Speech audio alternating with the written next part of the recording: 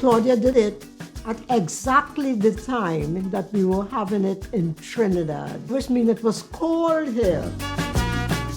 When people got off the train, got into the tube with costumes on, everybody was staring at them. What's wrong with these black people coming out in costumes and things like that in this weather?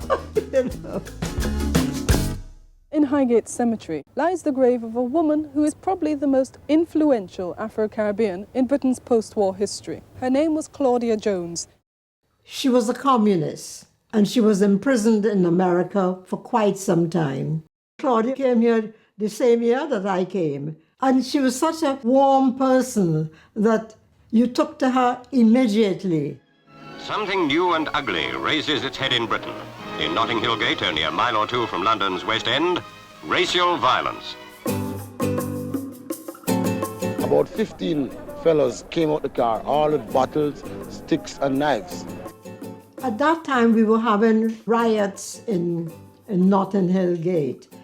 We can't go home. Our home is all surrounded by young teenagers or hurling bottles and bricks. She was always for black people. Most of her politics was because of our treatment. And she decided, enough's enough. Let us have a party that we can involve everybody so they would see what we are and what we can give. So that was her whole idea of having the carnival, to bring people together. It was indoors in St. Pancras Town Hall. She had singers and dancers.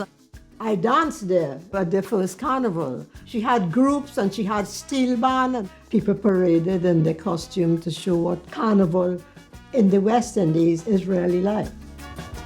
We relaxed, not putting the prejudice away, but in the background.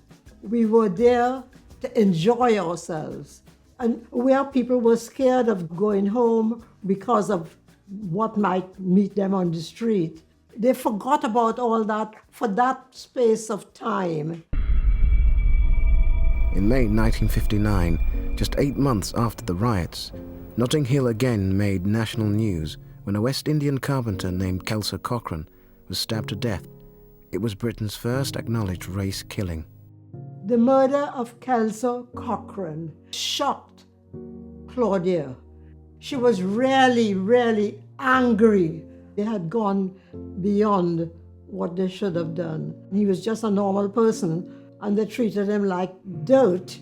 So she tried her best to do whatever she can. I want to declare the 4th annual Caribbean Carnival officially open. She thought that if she brought people together, they would understand us more.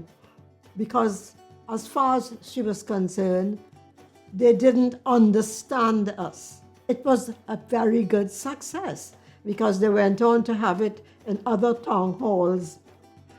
When Claudia Jones died in 1964, Ronnie Laslett, another community worker, picked up the mantle and started up a multicultural neighbourhood festival of her own. Claudia would have loved the carnival as it is now because she was that type of person that enjoyed pleasure as much as she enjoyed politics.